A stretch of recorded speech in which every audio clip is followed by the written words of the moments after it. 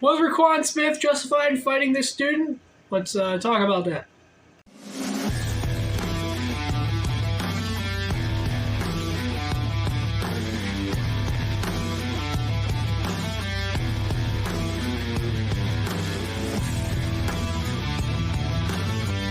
Thanks, everybody. I'm your host, Kenneth Glenn, and today we're going to be talking about this fight that happened at a school. So a substitute teacher by the name of Raquan Smith fought a high school student. The name's unknown. I couldn't find the name. I've done research for the last, 5 days? And I couldn't find anything of the student's name. So, but we're gonna talk about the situation, find out what's going on, and we're going to see who's in the right, who's in the wrong. At least in my opinion, who's in the right, who's in the wrong. As a trained fighter, I think I have a little more expertise when it comes to these kind of situations. I'm gonna show you the video. Right, with now. The high schooler, it was all caught on video. This is 27-year-old Raquan Smith, now out of jail. In fact, we first brought you this video yesterday. Now some accusations that the student used racial slurs starting the fight. The question remains, who is in the wrong? 8 News Now reporter Ryan Matthey explains from court. Well, the fight in that video resulted in the substitute teacher losing his job, a ban from teaching in the district, and a bail amount of $9,000. Sources indicate to 8 News Now, though, that the student in this fight was also arrested after allegedly making racially charged comments before the first punch. 27-year-old Raquan Smith waved to family he'd soon reunite with. Roughly a day after this video showing him hitting a student to the ground and continuing to fight until other students separated them. This at Valley High School in the East Valley, where school district police confirm he was a substitute teacher at since November. Sources tell 8 News Now that the student's use of the N-word fueled the flames of the fight. And this seems to be sort of a unique situation. But bail was dropped and Smith was set free on Friday. The judge citing a lacking criminal history and deeming no flight risk. If it had not been the teacher who was in this altercation, it would have been another student. Khalif Fox Miller is president of the Nevada PTA, who's not yet pointing the finger at either side. Does it make any difference that this was a substitute teacher involved? I think it makes a difference in the training. Her concern is not enough de-escalation training amongst educators for situations like this with educators that have only a handful of teaching experience. So, it's unknown legally who's in the wrong here, because both parties have been arrested allegedly. Or I know for sure that Raquan got arrested because he was able to make bail and he's free now. But I don't know whether or not the student got arrested. We're going to show another clip soon here of the students near the situation and their thoughts about what happened here. My problem with this whole situation, it's hard to tell. It's hard to tell what's going on because the video is taken as the fight's already started. I'm going to break this down for you guys and kind of analyze it from a fighter's mentality here. So I'm going to give you the context around this. Most people would argue that this guy beat up a kid. He beat up a child. That is not the case. This is a high school student. And a high school student is pretty much an adult. I don't care if you're a 15-year-old, 16-year-old, 17-year-old, 18-year-old. You're pretty much an adult at that point. Once you're like 15, you're pretty much an adult. I know 15-year-olds who can do serious bodily harm to adults. So to sit here and act like, oh, it's just a child, oh, you should have done that, is kind of dumb. And so far with the video that I've seen, the kid is the one attacking first. The teacher's the one trying to flee. He's backstepping the whole time. And then you can see him in the Philly guard position, waiting for the kid to punch so he can deflect it. And the teacher pretty much is left in a situation where he pretty much has to fight. Because the students have now blocked the hallway. This student is posing himself as a threat. And the way the fight ends, I would think that if the teacher was one that started the fight, there would have been no fight to begin with, because the student had no idea what he was doing. Once the teacher starts actually trying, the student just gets eaten alive instantly. So I would argue that the student is the one that started the fight. It just makes more sense.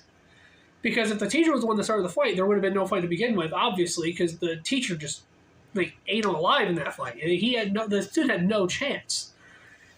So we have to pretty much assume that the student is the one that started the fight. And the teacher was trying to flee the scene, trying to get away, but the hallway's blocked. The student keeps chasing him down, running him down. And you can see in the video, the teacher's shirt is ripped. So the student's clearly trying to go after the teacher. So I feel like the teacher's in the right here. But that's just based off of what we know. We don't actually know whether or not the teacher's in the right or wrong, because we don't know the context of the situation. Allegedly, the kid said a racial slur to the teacher, whatever, but we don't know that. None of that has been proven yet, so we can't say whether or not that is the case. Before we get into what the students said, I'm just going to break down the fight, kind of give you my thoughts of it, and break down why I think the way I think. So we're going to slow this video down. We're going to do 0.5 speed. We're going to turn the volume off so I can focus. So the student looks like, which they kind of edited the clip, but the student here throws the first strike. And he throws another strike. And this is when the teacher carries the Philly guard position.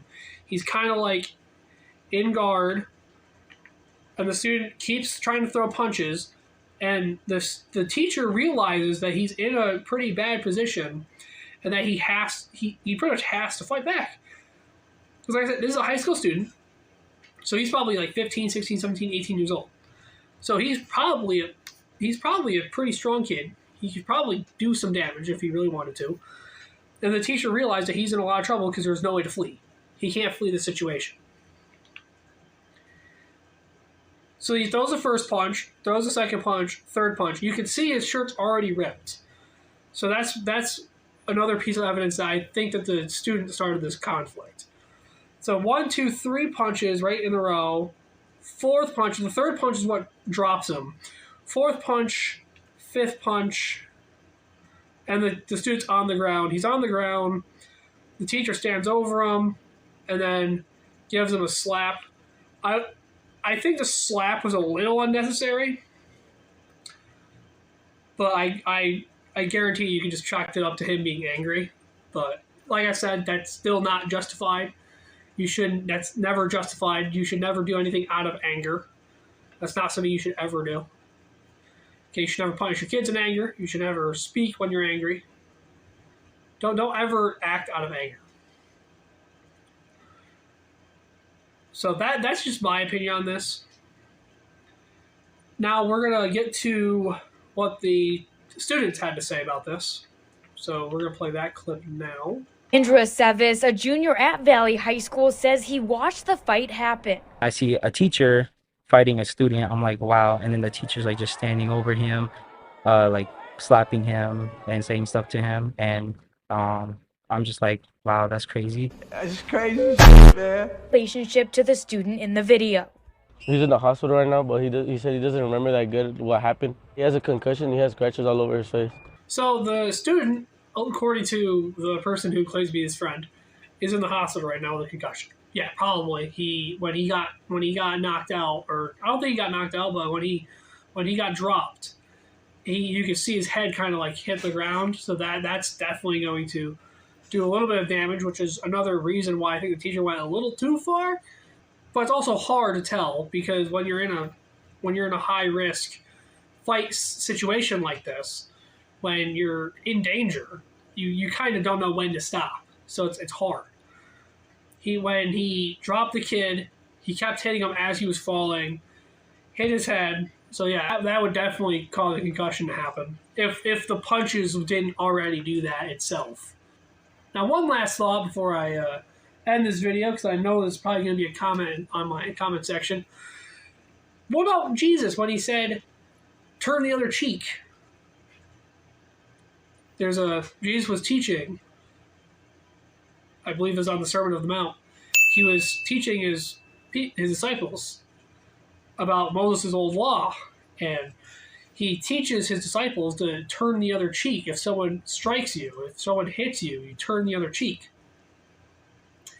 And people always think, oh, Jesus is telling you that you don't need to be violent. You don't need to defend yourself. Self-defense is not justified. You know, Jesus is saying to not strike back. You don't have to fight. Like, fighting's bad. And I would argue that's different. Jesus is not telling you to accept abuse. And Jesus never said that Moses' law was no longer to be followed.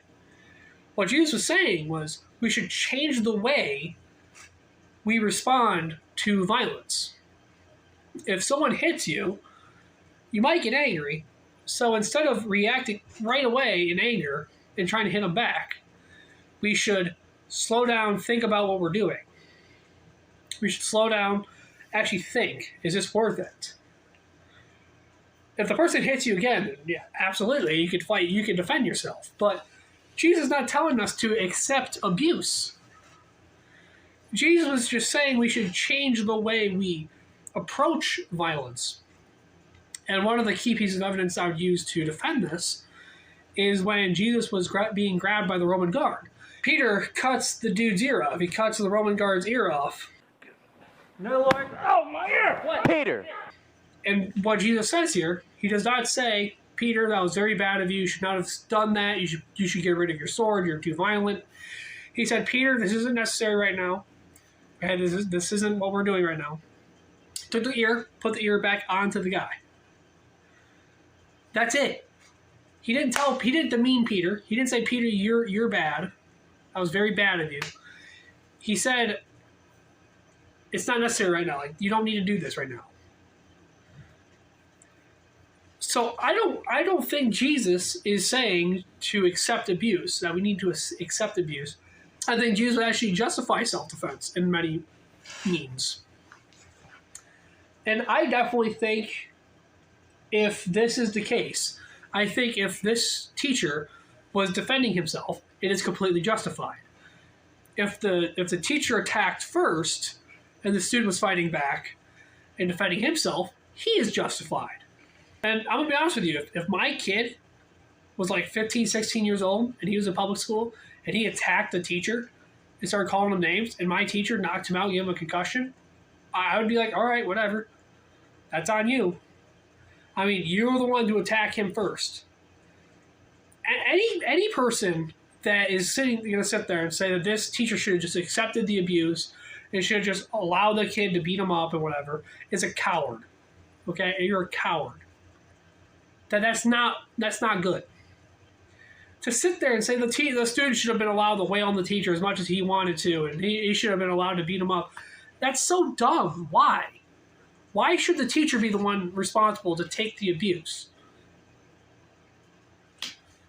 I don't know. That's just my thoughts. Give me your thoughts down below. Hope you video, guys. Leave a comment, subscribe for more. I'll see you guys later. Peace. And just remember, guys, this is just all theory. This is all just me talking. So we don't actually know 100% what happened.